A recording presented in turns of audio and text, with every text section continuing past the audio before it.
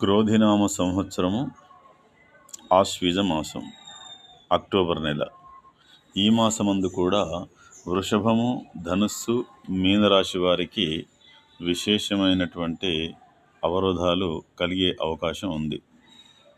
ఏ వృత్తి, ఉద్యోగ, వ్యాపార, వ్యవహారం ఏదైనా కానివ్వండి, ప్రయాణాలు కానివ్వండి, బంధుమిత్రులు కానివ్వండి, కుటుంబ పరంగా కానివ్వండి, కొన్ని జాగ్రత్తలతో మాత్రమే ముందడుగు వేయవలసిన అవసరం ఉంటుంది. ఇచ్చిపుచ్చుకునే విషయంలో కూడా 1-4 సార్లు ఆలోచించాలి.